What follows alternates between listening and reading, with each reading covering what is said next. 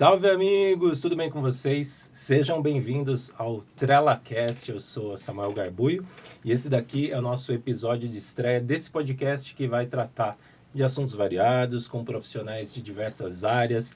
A gente vai falar sobre temas interessantes, importantes, temas que estão em pauta, sempre discutir isso sempre de maneira respeitosa, com profundidade, mas também leveza e descontração. Então a ideia aqui é informar, mas também entreter. E para começar entretendo você nesse primeiro episódio, a gente vai falar sobre finanças. E para falar sobre isso comigo, eu tenho aqui Rosiele Pegado e Cíntia Barroso. Sejam bem-vindas, obrigado pela presença de vocês. Eu que agradeço pelo convite. Olá, obrigada.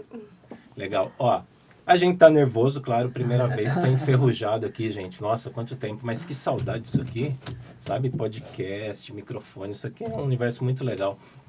Eu vou apresentar as meninas pra gente conversar com elas. Começando pela Rosiele, que eu conheço desde 2019. Rosiele, a gente já conversou 2 vezes, né? Gravamos 2 vezes. Acho que 3, porque... 3? Eu lembro que o meu... Ah, não, mas o meu foi reprise. Que reprisou. O seu foi tão bom na época lá que a gente reprisou.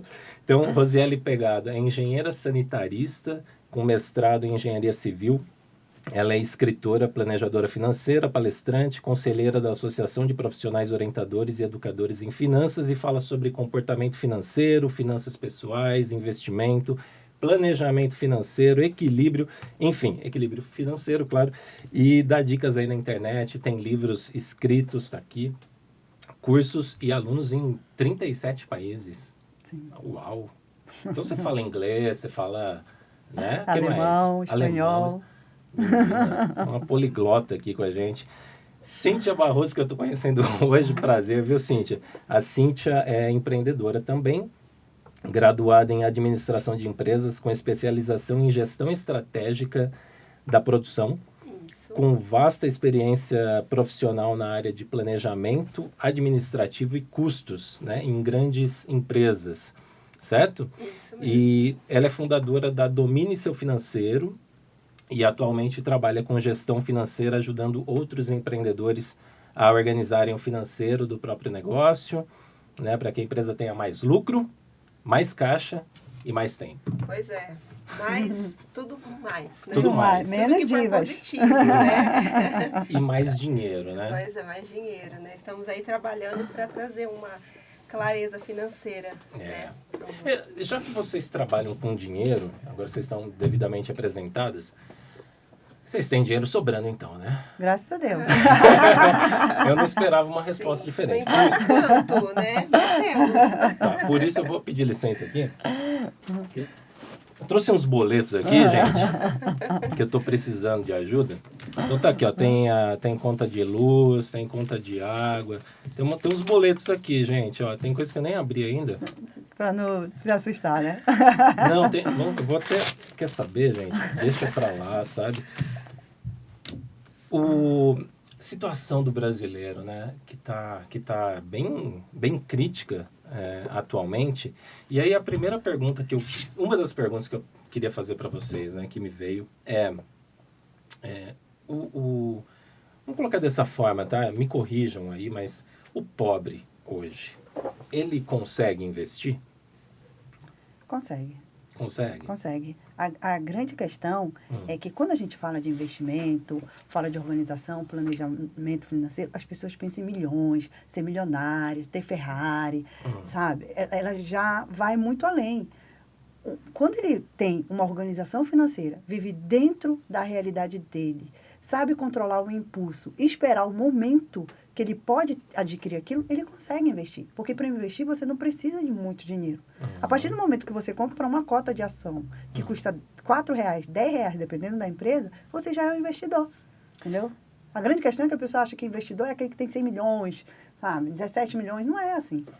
E o que falta pra gente também é essa educação financeira, né? Eu mesmo até hoje eu não aprendi a investir, mas aí eu também reconheço que é uma questão até de interesse, de estudar sobre o assunto, de entender, mas para mim é tão complexo. Eu sou da humanas, da arte, então parece que é uma lógica que eu não consigo entender, sabe? No caso das empresas, né, Cíntia? Os empreendedores, Eu conheci alguns numa época aí. E assim, empreender também não é fácil. Nada né? fácil, É, mas super possível, né? então, mas aí como organizar também esse financeiro? Você percebe isso como um desafio, por isso que você foi para esse é seu nicho, né? Ajudar a pessoa a organizar o financeiro dela, né? O empreendedor, basicamente, né? Exatamente, na verdade, assim, essa é uma questão cultural, realmente, né, dentro do nosso país, porque a gente realmente não tem esse fator de educação financeira, né? Então, assim, é uma coisa que a gente aprende em lugar nenhum. Quando a gente vai empreender, abrir um negócio, né, geralmente a gente vai com a cara e a coragem, né? E aí a gente sempre busca o quê? Mais a questão de venda, né, e focar em faturar. Só que a gente acaba não tendo realmente essa visão da organização, né? Como a Rosiele já citou. O que seria essa organização? Não é assim. É você conseguir pagar suas contas em dia, né? A organização é o quê? É você entender as suas necessidades, no caso, as necessidades do negócio, né? E conseguir trabalhar o dinheiro de uma forma que ele consiga alimentar primeiramente essas necessidades, porque a partir daí você vai conseguir uma base, né, para começar uma estrutura e partir para ir outras frentes, por exemplo, até um investimento, né, como você citou. Tá. Eu queria entender uma coisa de vocês, não sei se vocês entram nesse aspecto mais psicológico, porque o dinheiro, me parece que às vezes a gente tem uma relação de amor e ódio com ele. Não sei. Não deveria. Não deveria. A gente deveria amar o dinheiro. Mas quem gosta de dinheiro tem dinheiro. Né? Eu acho que, assim, só um ponto. Eu acho que, por conta de questões religiosas, as pessoas interpretam que você gostar de dinheiro, amar o dinheiro, você está adorando o dinheiro, né? E aí se cria, não, sabe? Quem é rico é desonesto, quem é rico não serve a Deus. Não existe isso de uma coisa ou outra. Você pode ser rico e servir a Deus, você pode ser rico e ser honesto, você pode ser rico e ser feliz, né? Porque as pessoas ficam nessa escolha, ou isso ou aquilo. Ou eu prefiro ser feliz do que ter dinheiro. Eu prefiro ser feliz e ter dinheiro. Claro, essa é a minha escolha. Sem dúvida. Também porque o dinheiro é a ferramenta, não é o fim, né? Por meio dele que a gente vai conseguir realizar os nossos objetivos, nossos sonhos, etc. Então, dentro desse contexto aí, né, as pessoas acabam dizendo assim, não, eu não quero ter dinheiro. E aí, elas vão negligenciando, tanto na vida pessoal quanto dentro da empresa, a parte fundamental que é o dinheiro, que é o controle financeiro. Então, você conversa com muitas pessoas, muitos empresários, e eles ganham bem, faturam bem, mas o financeiro deles, eles nem sabem. Ah, não, depois eu vejo isso. E o financeiro, eu costumo dizer que é o coração da empresa e da sua vida pessoal. A hora que faltar dinheiro, vai parar de bater. E a pessoa sem dinheiro, ela se sente, assim, muito diminuída, né? Isso afeta demais a nossa autoestima, Afeta. Né? Mas esse é um ponto importante. Eu comecei perguntando sobre a situação do brasileiro, e se o brasileiro ele tem esse direito o brasileiro, assim, a pessoa que está numa situação que ela, de repente, não ganha nem um salário mínimo. Como que essa pessoa faz para investir, por exemplo? Porque ela precisa se alimentar antes de qualquer coisa. Eu até queria aproveitar, eu vou quebrar a quarta parede aqui, Juliana, porque eu trouxe aqui, para ilustrar, aqui a nossa cesta básica do brasileiro, tá? Claro que isso aqui é uma piada, tá, gente? Mas assim, ó. Depois a gente pode levar esse para casa? Na verdade, ó, gente, essa aqui é a cesta básica do brasileiro. A situação, assim, você falou de levar, né? Na verdade, se eu te der, vai fazer falta lá em casa. Entendi. Pode deixar. Não posso te dar, infelizmente. Mas se quem quiser deixar no comentário, eu quero batata, de repente a gente consegue sortear. Tá bom. Uma, né? Dá para levar uma para cada aqui.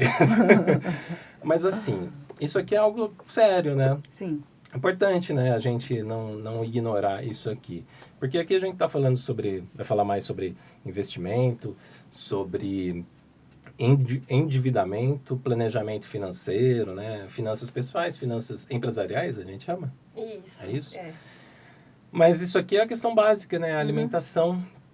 Então, no trabalho de vocês, como que vocês enxergam a situação econômica? Queria ouvir um pouquinho de vocês. Situação econômica do Brasil, o que vocês diriam que é o principal problema hoje para a gente estar na situação que a gente está? Vamos começar por essa aí, situação econômica. Vocês falam sobre isso no Sim. trabalho de vocês? Olha, é inegável, né, que a renda, o salário do Brasil, ele não dá para manter uma família, né? Porque a gente tem uma alta inflação, então isso vai perdendo o poder de compra. Então, só uma pessoa, numa família com 5, para ele ganhar um salário, isso é inviável economicamente, né? A gente sabe disso. Mas o que a gente tem que fazer? A gente não pode ficar olhando o problema acontecer. A gente tem que entrar em ação. Então, uma das coisas que eu falo dentro do meu planejamento financeiro, eu compartilho muito, é que por mais que você economize, corte gastos, tem uma hora que não dá mais para cortar. Você vai precisar gerar uma renda extra. Porque o seu salário, ele não complementa todo, né? Você precisa de uma renda, nem que seja R$100, R$200, para ajudar você a pagar uma conta. Entendeu? Então, mas o que acontece? O brasileiro, ele vê essa dificuldade e ele não faz nada. Ele fica ali naquela posição esperando que vai melhorar. Não vai melhorar. Sozinho, você diz? O governante não vai melhorar depois do carnaval, vai sim. melhorar. Não vai melhorar. Essa é a realidade desde que eu me entendo de gente, desde que eu sou criança. Eu vejo isso, que o salário, ele não é compatível, né, com uma cesta básica. Ele não é compatível. Então, a gente precisa agir. Então, o que eu vejo é, por exemplo, eu já dei um treinamento onde as pessoas fizeram exatamente esse relato. Uhum. E nem fui eu que fiz o questionamento e uma outra pessoa perguntou para ela, tá, mas eu te vejo sempre na internet. Por que você não usa a internet para vender alguma coisa, vender roupa usada, fazer um brechó, tudo? Ela falou, eu não tenho essa disposição. Então, assim, foi um debate que eles mesmos se entenderam.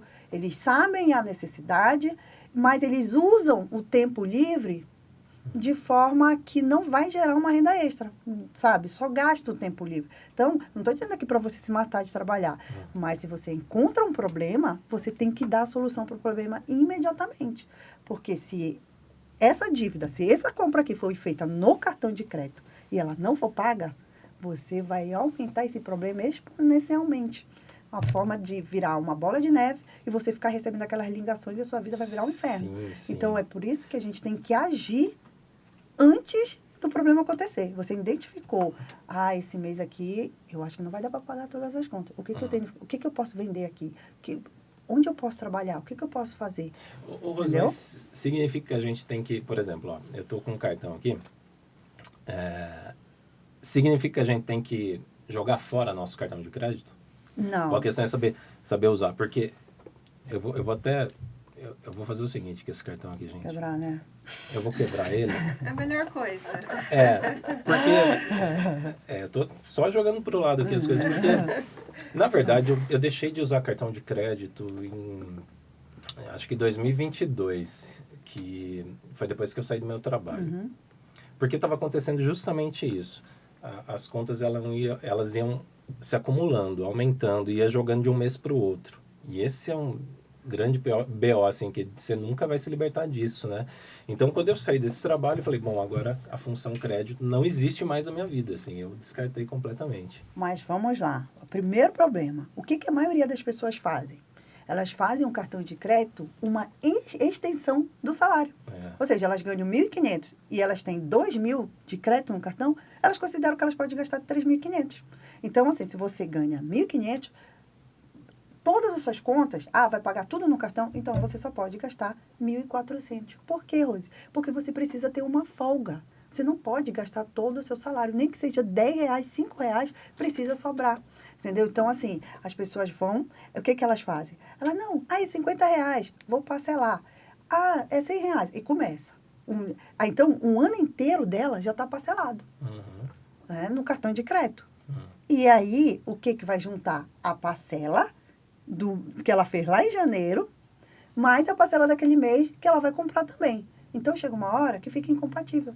Entendeu? Então, o cartão de crédito é uma ferramenta maravilhosa, desde que você saiba usá-lo com planejamento e estratégia. Se você usar de forma impulsiva, achando que, não, vou receber um aumento, não, vou fazer isso, vou vender, sempre com a ideia, sem ter, de fato, o dinheiro, você provavelmente vai se enrolar. E é isso que acontece. Então, o que eu vi na minha jornada? Nós entramos na universidade, no primeiro dia da universidade, tinha uma pessoa no corredor falando que a gente tinha direito a um cartão de crédito. Ou seja, sem educação financeira nenhuma, nós, jovens, entrando no curso de engenharia da Universidade Federal. E você fez o cartão de crédito? Eu já tinha, só que eu já tinha tinha um cartão de crédito de uma loja que era Yang, assim, sabe? Só para adolescente. E eu nunca, era eu que pagava. Meus pais não pagavam. Eu só tinha porque minha mãe tinha o cartão, mas eu era responsável. Então, eu comprava R$20, R$30, que era o que eu tinha quando eu era adolescente. E quando eu entrei, eu já tinha essa consciência. Meu pai sempre me ensinou educação financeira. Então, quando a gente saiu da faculdade, assim, no primeiro ano, muitos colegas já estavam no Serasa por causa do cartão de crédito. Nossa. E eu tenho esse cartão da universidade até hoje. E já faz quase 20 anos que eu me formei. Entendeu? Então, para você ver que é a sua educação, o seu conhecimento que vai ajudar você a usar o cartão de crédito de forma inteligente. Depois eu quero ouvir de você, Rose, eu vou passar para a Cíntia aqui, sobre a maior dificuldade hoje do brasileiro quando a gente pensa aí nas finanças pessoais, né? Mas no caso das empresas, Cíntia, você que está nessa área, qual a maior dificuldade hoje? Qual o principal motivo que elas procuram pelo seu trabalho, assim? O cartão de crédito também é um problema nas também empresas? É um fator. É um problema? É um fator muito problemático. Nossa, eu tinha uma ideia que a empresa não usava essa... Vários. Usa muito. E a empresa usa do dono, o dono usa da empresa, aí que tá usa o problema, da tia, né? entendeu? E assim vai, né? Mas ele tira do caixa para uso pessoal. Isso, exatamente, não, né? Então, assim, quando vê esse bololô de fatura, né? Ele tá imenso. Mas, assim, é um fator realmente cultural. Se a gente for falar da base econômica, vendo do ponto que a Rose já colocou aqui, realmente é uma questão, assim, de a pessoa procurar também, assim como no pessoal da empresa, ela tem que entender o momento dela. Então, por exemplo, assim, geralmente os empreendedores, eles iniciam um negócio buscando o quê? Uma extensão da renda, né? Para conseguir melhorar a compra da cesta básica, para pagar as contas de casa e tudo mais. Então, assim, quando ele busca, né, o empreendimento, né, o maior objetivo geral é esse. Só que, qual é o maior problema? Que ele não consegue esse resultado, né? Ele não consegue gerar dinheiro. Pelo contrário, ele acaba gerando mais dívidas, mais problemas, né? Então, isso influi negativamente na vida, tanto pessoal e traz para profissional também. Mas isso você diz assim, isso é uma situação que é padrão para todo empreendedor quando começa, erro é comum. Mas eu tenho um ponto a adicionar aí no que ela falou. Ela pegou bem no ponto. Sabe por quê? O empreendedor que tenta abrir um negócio, que ele não consegue gerar essa renda extra, porque quando ele entra o dinheiro, ele entrou no negócio, ele abriu o negócio para comprar isso aqui. Quando ele ganhou dinheiro, ele já perdeu o foco. Ele não coloca onde ele deveria. O que ele faz? Onde ele deveria colocar? Aí ele começa a viajar, ele compra um carro. Na verdade, o que ele vai perdendo, em muitos casos, na maioria dos casos, né, ele perde o foco daquilo que ele começou a fazer. Porque se você, vamos pensar o seguinte, um exemplo, né? Você começa um negócio hoje que você quer aumentar a sua renda pessoal, certo? Então, assim, para você conseguir fazer isso, você primeiro tem que fazer o seu negócio gerar dinheiro, né? Então, assim, o primeiro momento, a gente tem que entender que todo negócio, independente do setor, do tamanho, ele tem um estágio, né? Ele tem ciclos diferentes. Tá. Então, assim, o primeiro ciclo é o quê? Você conseguir estruturar. Então, quando você faz uma venda, geralmente, o que as pessoas fazem? Elas pegam esse dinheiro, como a Rose falou, né? Põe no bolso e vai fazer alguma coisa pro pessoal. Porque já está folgado. Então, a hora que entra esse dinheiro... Eu já paguei a fatura desse mês do cartão, então eu já vou gastar para a próxima. Esse não é um problema. Essa é a pegada. Só que, na verdade, o que você precisa fazer o quê? É estruturar esse seu negócio, esse seu empreendimento. Então, você não pode, no primeiro ciclo, né, que é o de investimento que a gente fala mesmo, ir lá e já tirar esse dinheiro. Você precisa o quê? Reinvestir. Que é a mesma coisa que vai acontecer para o planejamento pessoal. Né? Quando você coloca um dinheiro, seja numa ação, numa previdência, enfim, tem um ciclo para você poder fazer alguma retirada dele. O negócio também, teoricamente, é a mesma coisa. Né? Então, assim, como que você vai conseguir gerar dinheiro se você só está tirando dinheiro? Né? Aí começa a faltar. E aí você começa a ter esses problemas. E realmente, assim, em fator da economia, esses problemas de falar assim, olha, a política, isso, realmente são fatores que a gente não pode ignorar, a gente sempre tem que estar atentos, né? Só que como a Rose falou, a gente precisa também buscar, né, alternativas. E eu vejo assim que não só o fato de você buscar uma renda extra, empreender com algo, mas o que eu costumo dizer para os meus clientes que o que vai mais ajudar você é o fator de conhecimento, de aprendizagem. Então, como ela disse, um tempo livre, você poder vender alguma coisa, às vezes você não pode, você não consegue, você não gosta de vendas, certo? Mas você pode se aprimorar em alguma coisa e melhorar o seu salário na empresa que você está, ou procurar um outro emprego, né? E assim o ciclo ele vai acontecendo, né? E de repente a gente se depara, por exemplo, com uma engenheira, né, que vira uma planejadora, né? Então, assim, eu também que era de uma multinacional, eu resolvi empreender, né? Então, assim... E é desafiador, né? É total, né? Por mais que a gente tenha uma base de conhecimento, é isso que eu quero colocar. Por mais que a gente ache, não, eu sei fazer, mas na hora que você vai fazer, você sempre vai esbarrar em uma dificuldade. E quando a gente tem qualquer tipo de dificuldade, o que a gente tem que procurar... É a solução. Aprender. É o conhecimento para a gente chegar na melhor solução, certo? Né? Porque tem vários caminhos, né? Mas se a gente tem o conhecimento, a gente consegue fazer uma melhor opção. Por exemplo, opções diferentes. Ao invés de você optar qual conta você vai pagar essa semana e atrasar, você optar por qual curso você vai fazer, né? Por qual compra você vai fazer, enfim, né? São opções diferentes que a gente tem que buscar. Olha, mas um ponto, assim, que é muito relevante é, assim, indiferente se você ganha um salário mínimo, 10, 20, você não pode ter uma única fonte de renda, porque não dá. Nenhuma empresa pode ter um único produto. Ela tem que ter vários clientes, né? Então, assim, o fato de, por exemplo, eu já atendi clientes que eles ganham 20 mil e são médicos, não veio aquele pagamento, e aí? Então, se você depender tanto no seu negócio de apenas um cliente, né, que paga bem, e no seu trabalho de apenas o seu salário, se esse salário não vier, você vai ter problemas. Então, é por isso que a gente precisa ter várias fontes de renda. Você tem uma principal e você tem outras rendas. E a minha mãe, eu dou até um exemplo no livro, a minha mãe, ela era funcionária pública. E por questões políticas lá, em um determinado período, a minha mãe ficou 7 meses sem receber, sendo funcionária pública. Não, e tem um monte de gente nessa situação, né? Desempregado e tudo mais. Você falou, eu aprendi uma coisa bem legal aqui agora, que é, da mesma forma que uma empresa não pode ter um único produto para ela sobreviver no mercado, né? Nós não podemos ter uma única fonte de renda. Né? A empresa não pode ter um único cliente. Eu já atendi uma empresa que ela tinha um único cliente. Esse cliente pagava 100 mil para ela. Mas e o dia que ele não pagar, o dia que ele cancelar o contrato? Me fala uma coisa, essa situação que a gente está, pela leitura de vocês, assim, socioeconômica e tudo mais, né? Ela é inédita ou a gente já passou por isso, já enfrentou? Eu vejo esse cenário desde que eu sou criança, sempre. Porque como a gente era criança, não era a gente que passava pela crise, eram nossos pais. Não, sim, aí tinha uma inflação e tudo mais, né? Você viu, eu lembro que essa marcação, quando a minha mãe recebia, meus pais recebiam, a gente tinha que ir imediatamente no supermercado, porque toda hora o produto era remarcado, né? Senão não dava mais para comprar. Sim. Então, a gente já viveu essas crises, né? E a crise, ela é cíclica. Essa crise, ela é cíclica. Mas ela tá... Ela sempre vai, a cada 10 anos, assim, no máximo, ela vai voltar.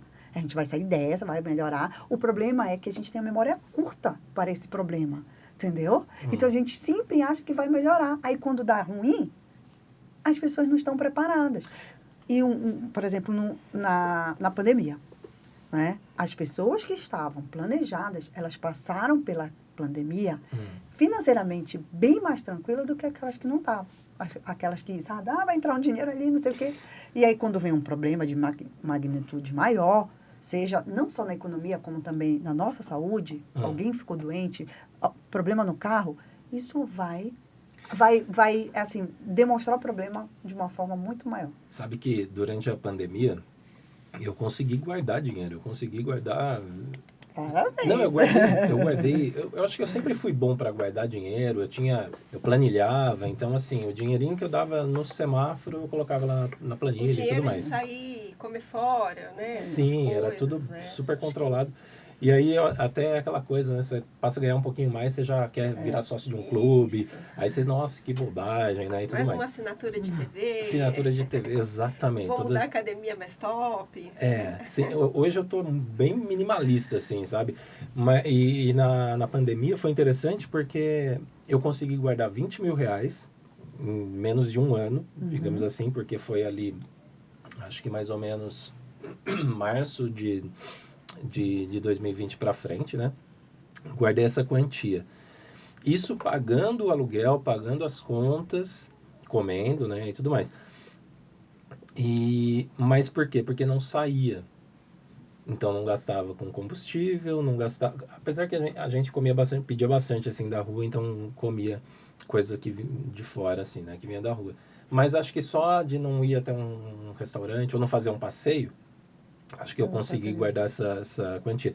Só que para a pessoa que não recebe um salário, que é um salário que dá para viver, sabe, digno, como que essa pessoa faz, né, para passar por um momento desse? Imagino que foi muito difícil na época da pandemia. Eu conheço gente que hoje depende de uma cesta básica, literalmente, que consegue na prefeitura, alguma coisa do tipo. Né? Muitas pessoas tiveram grandes dificuldades, né? E é um momento, sabe? O momento é difícil, é desafiador, mas o ponto-chave aqui já não é só o dinheiro. É você refletir o que causou isso. Por que você chegou nesse... o que causou, né? Quais foram as consequências? Será que você não poupava dinheiro? Será que você confiava no dinheiro? Porque foi algo inesperado. Mas aí eu acho que tem... Você está falando da pandemia de maneira geral? Não, estou falando de quando a pessoa entra numa situação que ela não consegue mais se manter. Mas essa situação você acha que depende só dela? Porque tem depende todo o sistema... assim, depende. Cadeia, sabe por quê? Né? Porque se você pode... Olha, existem pessoas que elas recebem um aumento e elas continuam endividadas. Entendeu? É porque eu acho que acontece, a pessoa aumenta também o custo, né? Porque o que acontece?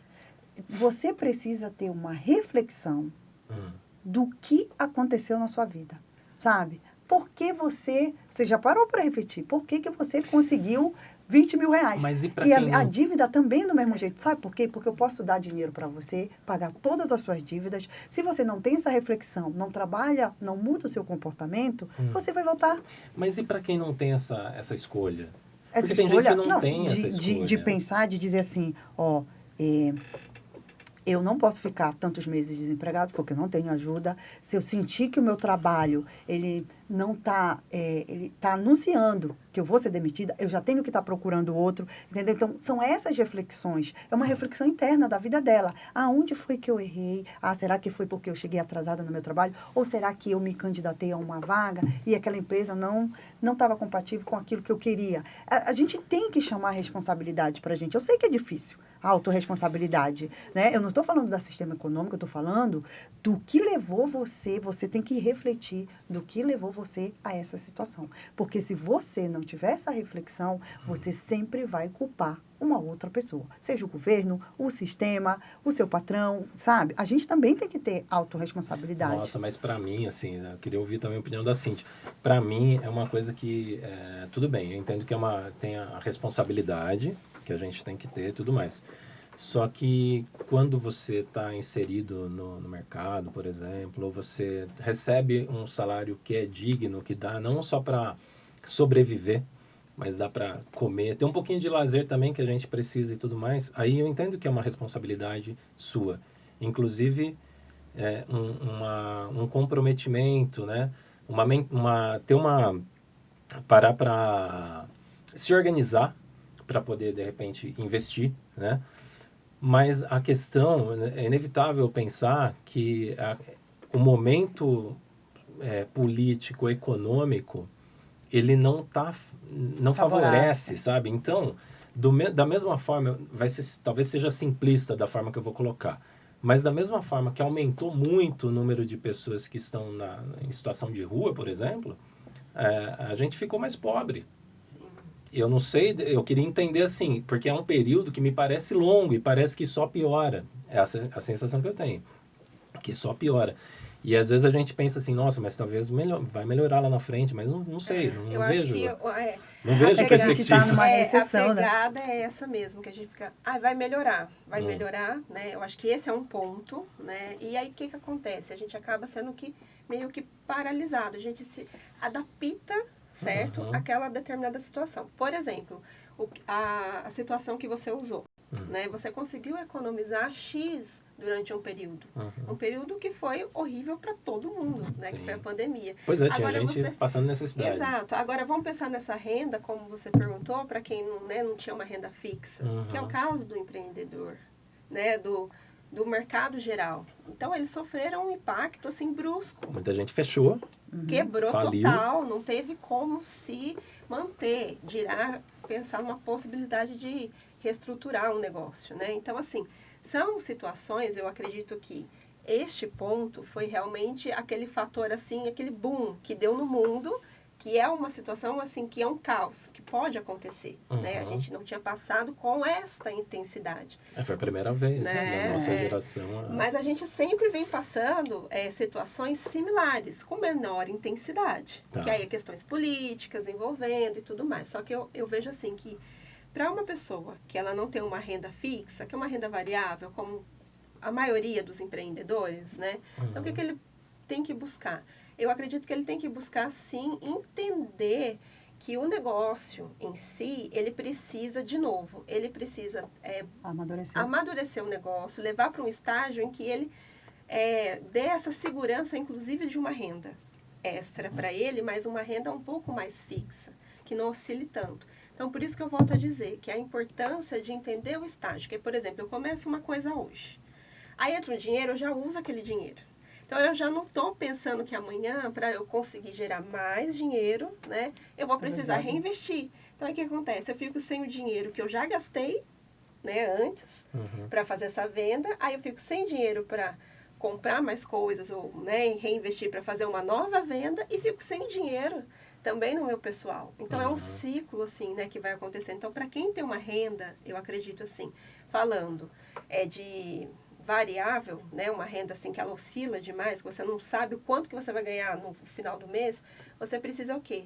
Acho que, primeiramente, ter uma base, né, da sua necessidade básica mesmo, quanto que custa, seja o aluguel, seja a conta da água, seja a cesta básica, seja as coisas dos filhos. Ok, o meu salário tem essa condição hoje de cobrir? Se não tiver, o que a pessoa faz? Eu acredito que se não tiver, por exemplo, olha, não tem, mas se eu economizar, teoricamente, eu me esforçar muito, muito, muito, muito, né?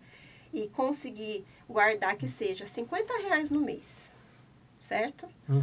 Aí, o mês que vem, eu somando mais R$50, R$100, num período de 1 ano, vamos falar assim, eu consegui guardar um dinheiro, né?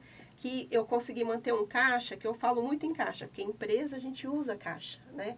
Então, você sempre tem aquele caixa ali que ele vai te ajudar. Ele não vai resolver teu problema, né? Mas ele vai te ajudar nessas condições. E sempre buscar realmente...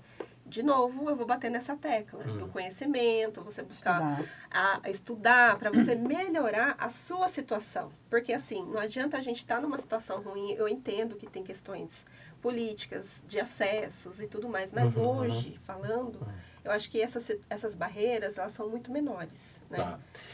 Eu vou até aproveitar, eu queria que vocês me ajudassem a expandir, então, essa forma de pensar em relação a essas barreiras, sabe? Porque eu deixei isso aqui para a gente ilustrar que, assim, o dinheiro, né, ele tem muita gente que acaba tendo uma relação tóxica com o dinheiro, ou tem muita negativa, gente que né? ou tem muita gente que é tóxica, justamente em razão do dinheiro, que exploram. Né? Então, a questão da exploração é um ponto, acho, que é muito importante, mas isso extrapola também um pouco da nossa conversa aqui, né? Porque são questões que... É nesse ponto que eu coloco que foge do nosso controle. Eu vou dar 3 exemplos sobre o que tu mencionaste. Eu fiz um curso de negócios e a treinadora, ela contou que lá na região dela, do sul, teve um período que teve uma enxurrada. E essa enxurrada levou a cidade, sabe? Levou a casa de todo mundo. E ela falou que 3 anos depois, existiam pessoas que reconstruíram a vida, abriram um negócio e começaram a trabalhar. E existiam pessoas que ainda estavam morando de favor e reclamando daquela enxurrada. Ou seja, pessoas na mesma situação. Na mesma situação, E aí que lidaram... todo mundo perdeu tudo. Tá. E lidaram de forma Isso. diferente em relação E a essa aí o que situação. ela queria trazer para a gente é, se você reagir, buscar conhecimento, lutar, a sua vida pode, você não vai ficar milionário, mas a sua vida vai melhorar. Agora, se você ficar naquela situação, focado no problema que aconteceu e não lutando, você não vai sair disso. Então, assim, esse é o primeiro ponto.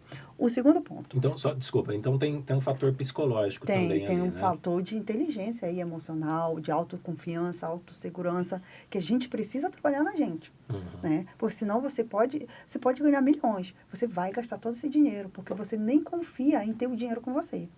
E aí, um segundo ponto, né, que a gente vê esse erro aí. Por exemplo, eu atendi um cliente, que é aquilo que eu falo, que ele precisa refletir. Ele fez o financiamento da casa, aí ele recebeu um aumento, ele financiou um carro. E lá pelas tantas, a mulher quis fazer uma reforma na casa. E aí, as parcelas começaram... Por quê? O que acontece, gente? Nós, naturalmente, aumentamos o custo de vida. Isso não quer dizer padrão de vida. Mas com a inflação, com o tempo, o nosso custo de vida ele vai aumentando. E só aumenta, né? Isso. Só que o nosso salário não aumenta proporcionalmente. Então, naturalmente, a gente vai ficando mais velho, a gente vai tendo um custo maior. E a gente se ilude com as facilidades. Isso. Né? Então, isso não quer dizer que você aumentou de padrão de vida. Então, o que acontece? Hoje você fala assim, nossa, eu estou gastando 10 mil, mas a minha vida é igual a 5 anos atrás, é porque aumentou o custo de vida. Entendeu? Então, a gente tem que ter essa ciência.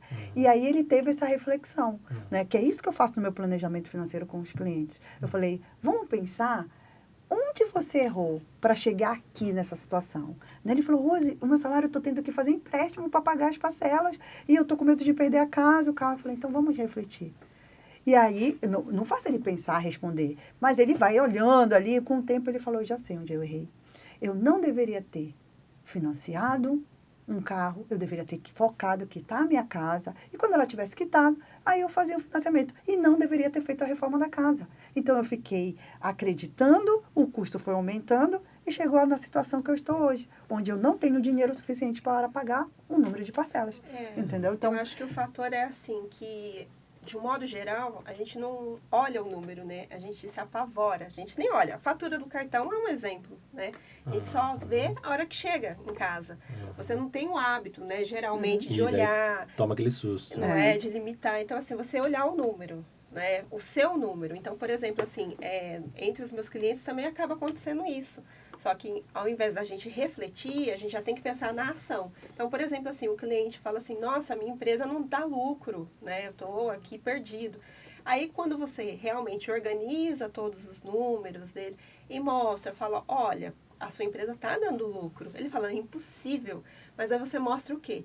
Que a empresa, ela gera dinheiro, ela gera lucro. Só que este dinheiro, ele já está indo para um outro caminho, que é o caminho o quê?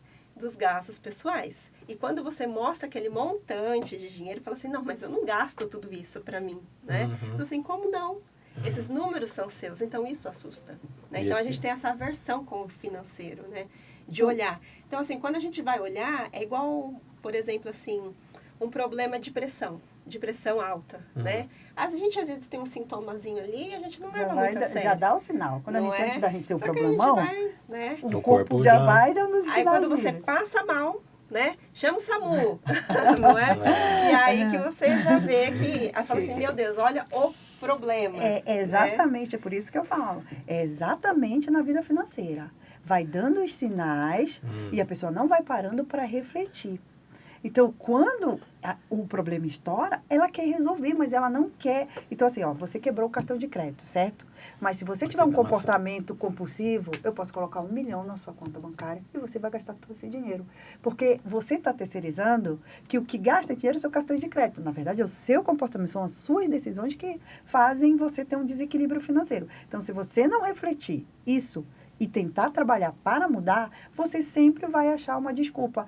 Porque o governante tal, porque o cartão de crédito, tá baixo, porque né? o salário nunca vai ser as suas decisões. Nunca vai ser você o responsável porque, ó, e eu vou falar com experiência. Na engenharia, eu trabalhei, né, com engenheiros e operários. Eu tinha um operário que ele ganhava 10 vezes menos que um engenheiro.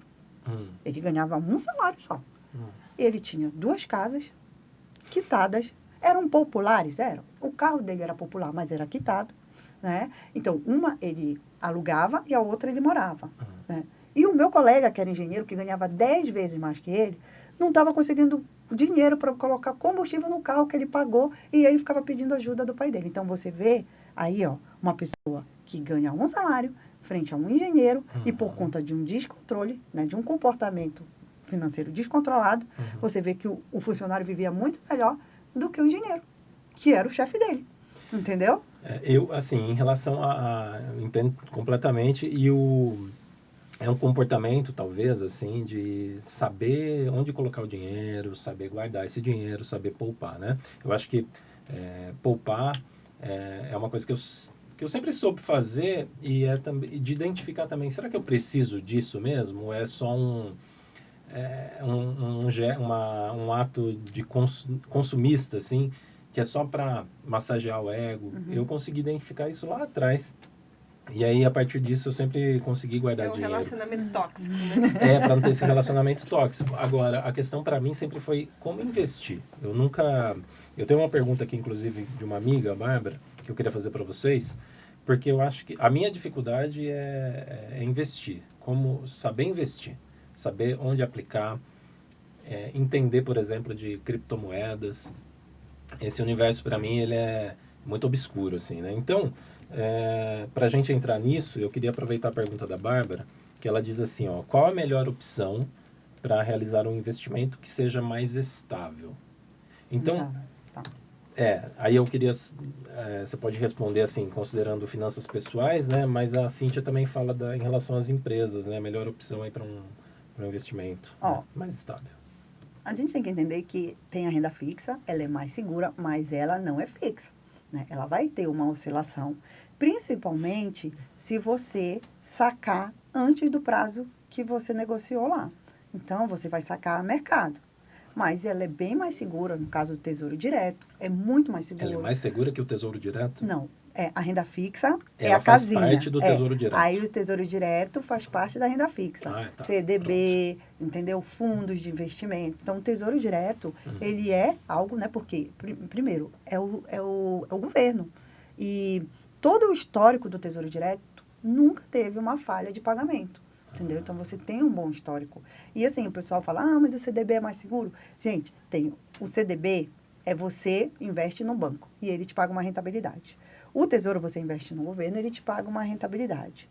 Veja bem, se o Tesouro quebrar, o CDB, o banco já quebrou há muito tempo, porque se o governo, o Brasil, quebrar, o banco já quebrou muito, muito antes, entendeu? Então, assim, os dois têm um grau de segurança, mas se a pessoa quer mais estável, quer uma coisa assim que é mais conhecido, ela vai no Tesouro. E o que acontece, gente? O que é estável é o seu conhecimento, entendeu? Porque você pode colocar... Eu sempre falo que o melhor investimento é aquele que você conhece, é aquele que deixa você dormir. Porque você pode colocar um investimento em um produto que você não conhece e você não consegue dormir. E o produto é seguro. Mas você não tem conhecimento e você fica com medo de perder. Então, a minha recomendação é sempre, coloque pouco. Coloque R$50, R$100, vai olhando, vai vendo se você está seguro, se você está tranquilo. Porque o que acontece? As pessoas se cegam por causa da rentabilidade, vão para a renda variável sem sequer ter entrado na renda fixa, né? E aí o dinheiro começa a oscilar lá, e assim, elas não têm um plano. Na renda variável é uma aplicação que você não pode precisar o dinheiro a qualquer momento. Se você vai precisar, você tem que colocar na renda fixa. Porque se naquele momento que você precisa do dinheiro, a sua ação caiu, você vai sacar menos do que você aplicou, né? Então, você tem que ter esse sentimento. Então, é por isso que eu acho que o investimento mais estável é você ter conhecimento e você ter calma. Você não vai colocar R$100 e vai virar 1 milhão. Isso não existe, apesar de ter essas promessas na internet. Isso não existe. Mito, né? Então, vá com calma, mantenha o foco, tenha constância, e aí você vai conhecendo o mercado. Entendeu? Você vai olhando, esse produto eu gostei, esse aqui não gostei. E é assim. E vai testando. E vai testando, porque não existe uma receita de bolo. Por exemplo, eu não tenho criptomoedas. Porque na minha cabeça vai sumir essa chave, vão sumir com a minha criptomoeda, porque você não tem que anotar no papel, não tem que anotar, não. Tem que, grafar numa chapa, assim, num negócio, para você não perder essa chave. Porque se você perder essa chave, você não tem mais acesso às suas criptomoedas, que é diferente com as corretoras de outros produtos, porque se você perde a senha, você pede para renovar e volta de novo, entendeu? Então, a criptomoeda... Então, assim, como eu não me sinto segura, eu não invisto. Entendeu? Pode dar milhões. Não me sinto segura por causa disso, então não vou colocar meu dinheiro. Entende? Então, criptomoedas é uma coisa boa? É. Mas, nesse momento, eu acho viável? Não. Então, enquanto eu não tiver segurança, eu não entro naquilo. Por falta de conhecimento mesmo, né? Não é por falta... Porque eu acho muito, assim... como que eu posso falar? Precisa de uma dinâmica muito boa, você precisa muito bom para não perder. Eu conheço várias pessoas que perderam essa chave e perderam o dinheiro. Tá. Entendeu? Então, por conta desse comportamento da criptomoeda, e também, a criptomoedas é uma coisa assim, ela sobe muito, mas ela também, despenca. Tem que saber a hora certa. E aí, eu não quero ver meu dinheiro despencando. Então, assim, não estou disposta a isso, não vou investir. Entendeu? E só para também... para quem não conhece, assim, beabá, né, do investimento, assim, a compra de papéis, né, do Tesouro Direto. A pessoa tem que ter uma conta ou numa corretora ou nessas fintechs, né? No banco mesmo hoje no banco já também. Dá para fazer? Dá. Mas não é meio... No banco no banco eu não acho que tenha tantos produtos. Eu acho melhor uma corretora mesmo. Aí você investe na corretora, né? E aí, ali você entra em renda fixa, aí vai aparecer CDBs, LCI, LCA, Tesouro, e você escolhe. Se você quer, para a sua reserva de emergência, tem que ser o Tesouro Selic, que é o dinheiro que você pode sacar a qualquer momento. Tá. Né? Aí, para a sua aposentadoria, você vai para o IPCA, né? Aí, para vencer a inflação, você pode pegar um pré-fixado, um pós-fixado. E a fintech, por exemplo, lá no Nubank, o Banco Inter, deve ter outras, mas acho que essas são as mais conhecidas. Sim. Tem um caixinha ali que a pessoa deixa o dinheiro, ele fica rendendo sozinho, é isso mesmo? Tem uns produtos lá, né? Igual o CDB, sim. Né? É melhor do que deixar na poupança tradicional. É melhor, porque assim, esses produtos, eles no mínimo tentam chegar a 100% do CDI. Tá. A poupança, ela agora, depois de 2012, que mudou a regra, ela só rende 70% do CDI. Hoje, quem tem dinheiro na poupança hoje está perdendo... Está perdendo para a inflação. Está perdendo dinheiro. Tá, ele tem uma rentabilidade, porque a poupança tem, só que é abaixo da inflação. Então, se você não vence a inflação, você perde poder de compra. Que é isso, essa é a função dos investimentos, uma das funções, né? É vencer a inflação para que o seu dinheiro não perca o poder de compra. Que é essa sensação que a gente tem, que a gente está ficando mais pobre. Né? Porque a inflação, ela vai, aumenta a sensação que o poder de compra está Pois é, aí você investe exatamente para proteger o seu dinheiro da inflação. Tá. No caso das empresas, vale a mesma lógica, assim, considerando investimento? Eu até diria que sim, porém, eu acredito que o melhor investimento para quem está empreendendo e começando é investir na própria empresa. É o mais seguro. Qual é o investimento que vai ser mais seguro do que você investir no seu negócio? E mais rentável, né? Também. E quando a gente fala de investimento, exatamente, a gente está falando da rentabilidade. Então, por exemplo, você fazer um investimento em melhorar o operacional, né, em melhorar marketing e tudo mais, mas de acordo, é claro, com as suas condições. Não é porque, por exemplo, eu vou me espelhar lá numa grande multinacional, eu vou fazer igual, vou fazer uma campanha. Não é assim, né? Mas é você saber priorizar os processos do seu negócio e fazer esse reinvestimento lá dentro, tá? Então, este é o prioritário e seria o mais seguro, né? Aí, depois que você já conseguiu, por exemplo, formar um capital de giro, que a maioria das empresas não tem um capital de giro. A maioria não tem? Não tem, né? Das pequenas empresas até médias, não tem um capital de giro. Então, assim, este é o investimento mais seguro para você fazer. Capital de giro é aquele dinheiro que está ali e ele fica... É tipo a poupança da empresa. Tá, e ele fica circulando, ele paga a conta também? É o que ele vai... por exemplo, você vai usar o seu caixa, vamos falar assim. É o seu salário, vamos falar. Capital de giro de uma empresa é o salário. Vamos usar um exemplo simples. Para a gente estar aqui, a gente gastou combustível. Sim. certo? Uhum. Se a nossa empresa não tem capital para pagar esse combustível, a gente perde uma oportunidade. Uhum. Você está entendendo? Então, é meio que isso. É. Vai aparecer oportunidades no mercado, ela não tem caixa, e Porque aí ela ela usou acaba... pra- aí na ela verdade, acaba... é um dinheiro assim, que vai sustentar a sua operação. Né? Então, por exemplo, você começa com dinheiro X para investir. Aí aquele X, ele tem que voltar.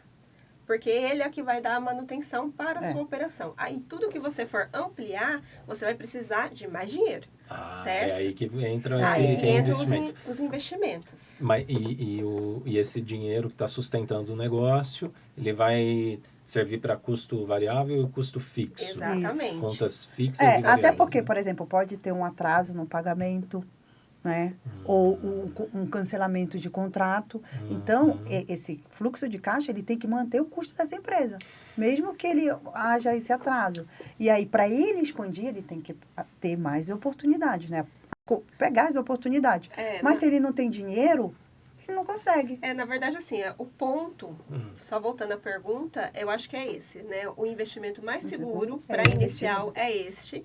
Você conseguiu, né, formar um capital de giro, né, que está sustentando a sua operação. É claro que isso aí entra uma questão de planejamento, de quanto seria esse capital de giro e tudo mais, e depende da variável de cada negócio.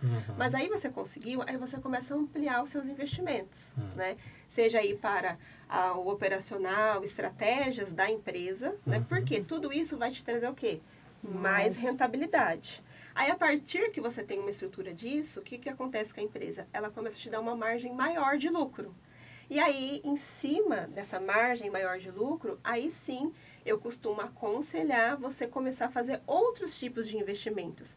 Por exemplo, esses, né? Entrando aí num CDB, em outros de maiores riscos, de ações. Aí, o que acontece? A maioria das pessoas, elas querem o quê? Já se ilude com a questão, assim, da rentabilidade. Aquele produto do banco dá isso. Mas ele não entende a lógica disso. E ele não entende também que você precisa ter uma base para a sustentação, né? Então, para a empresa, eu acredito e eu costumo falar isso. Primeiro, invista no seu negócio. Depois, você passa para as outras frentes. Mas até nos investimentos, nas finanças pessoais, eu também oriento isso. Rose, só tenho R$50. Eu falei, então compre um livro, aumente o seu conhecimento e venda esse conhecimento, né? Compre um curso, estou na empresa, compre um curso para você ter um diferencial, para você subir de cargo e começar, sabe? Porque, assim, as pessoas acham que elas vão... O que vai fazer você ter dinheiro no mercado financeiro é a aplicação mensal e o tempo. Ou seja, não vai ser pouco dinheiro nem pouco tempo que você vai colocar ali. Então, para você ter um volume de dinheiro... você precisa do tempo, aplicar mensalmente. Então, se nesse momento, eu tenho R$50, então investe num curso, compra um livro, aumenta o seu conhecimento para que você possa ganhar mais. Porque R$50 parado lá vai te dar centavos. Você está entendendo? E me parece que passa um pouco, tudo isso que a gente está falando aqui passa pela organização financeira, né? De saber se organizar e tudo mais. Né? Teve uma época da vida que eu trabalhei com contas a receber. E aí tinham clientes ali numa situação, em situações bem difíceis, bem complicadas, assim, sabe? Que ficavam devendo valores que eu pensava, nossa, mas como que a pessoa não paga isso? Uma parcela tão pequena. Mas acho que essa pessoa perdeu tanto o controle, né? Que aquilo é só um recortezinho que eu tô vendo do contas a pagar vai dela, puxar né? a capivara, como se diz, né? Tá imensa.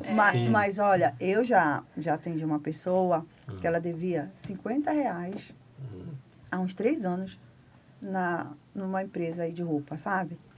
E ela pagava... devia R$50. R$50. Tipo, ela tinha essas contas assim, né? Tá. Deve aqui, deve ali. Aí tinha uma que Famoso... era assim... Tinha um que era R$50. E ela pagava todo mês R$30 para jogar bola.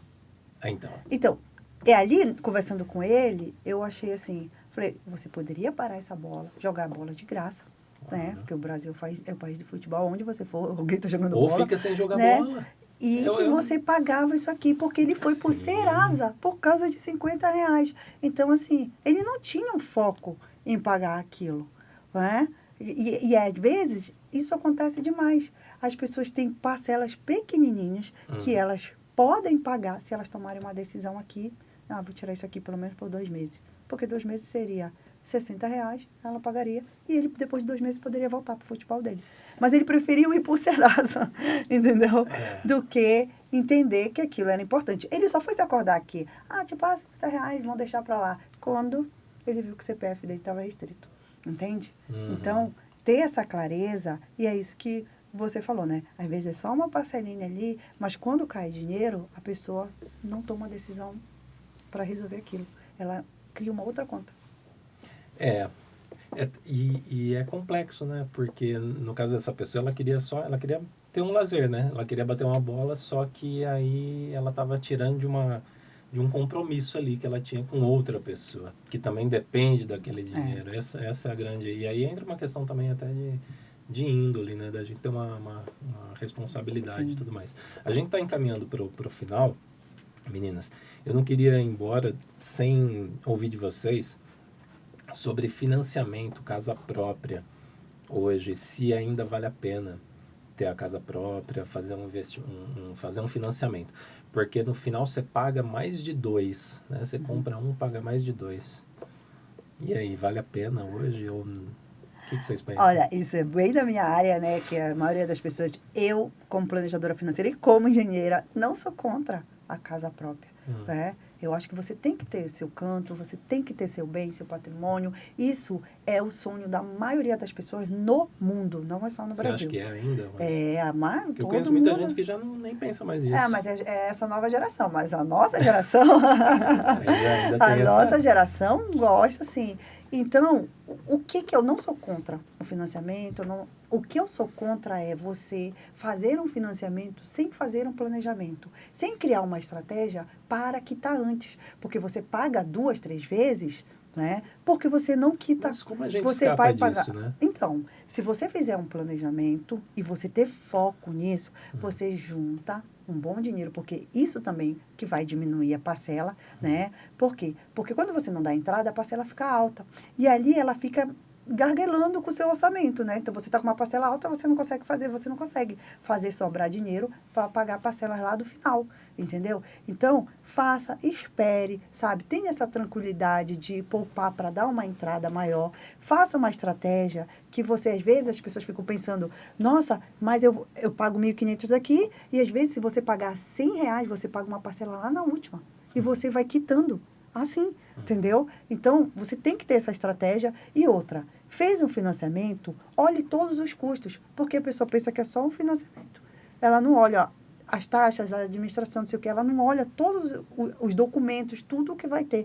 Aí ela fica, eu vou ter que fazer um empréstimo para pagar o documento da casa. Gente, você está comprando um imóvel, você tem que ter a documentação. E isso é a parte do financiamento. Então, tem que fazer o cálculo de tudo para saber enquanto ela precisa ter e quando ela pode fazer. E aí, um ponto-chave, né?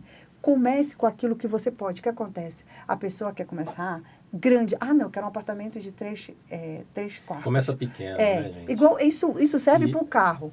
Compre um apartamento pequeno que você pode pagar e quando você quitar, você dá esse apartamento, vende ele e vai para o maior. A mesma coisa um carro. Começa com Celta, com qualquer coisa menor e depois você vai para um carro maior. A grande questão é que a gente vai no nosso desejo e atropela as coisas. Você pode ter tudo o que quiser, desde que você saiba se organizar e decidir no tempo certo aquilo que você pode comprar. Sim. E, Cíntia, você tem 1 minuto. 1 minuto.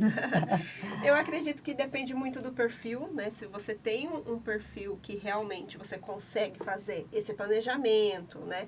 E poupar, né? E rentável, né? No caso, seja o financiamento, ele não seja tão rentável, você não comprar uma casa, ok. Mas se não, que eu acho que é a grande maioria das pessoas, né? Eu acho que você comprar a casa, mesmo assumindo o financiamento, mesmo com todas essas vertentes, eu acho que ainda assim acaba sendo mais viável. Por quê? Você não tem essa disciplina. Se você não tem uma disciplina, por exemplo, com cartão de crédito, às vezes, né? Como você vai ter essa disciplina para guardar um montante de dinheiro? Esse dinheiro vai acabar evaporando, vai acabar sumindo, que é o que acontece com a maioria, né? Então, na minha opinião, eu acho que ainda assim é viável e depois passar para essas frentes, como a Rose falou. Começa pequeno, depois você vende, faz mais dinheiro, vai para um maior, enfim. Aí, de repente, você vai morar de aluguel numa mansão, né? Mas, assim, comece de algum lugar e comece com o que você tem. Penso isso. Meninas, queria agradecer demais. Adorei o papo com vocês. Para quem quiser mais dicas, né? Sigam elas lá nas redes sociais. Rosiele Pegado, com 2 L's, né? Isso. E Cíntia Barroso é Domine Seu Financeiro. Isso mesmo. No Instagram, né? No Instagram. Legal, gente. Obrigado demais, viu? Eu que agradeço. A você. Bom, gente, então é isso. Espero que você tenha gostado. E peço para você acompanhar a gente pelo YouTube, canal TrelaCast, Instagram também, TrelaCast. Lá eu vou deixar atualizações, divulgação sobre os episódios, sobre os convidados. Quem quiser participar, inclusive, mandar sugestão de convidado, manda aqui. Esse podcast é para a gente falar de assuntos gerais, assuntos variados. Vamos tratar de temas que estão em pauta, temas importantes, relevantes, enfim. Mas sempre com essa dinâmica aqui. Informando, mas também tentando entregar um pouquinho de entretenimento aí para vocês. Valeu pela companhia. Conto com vocês aí na próxima.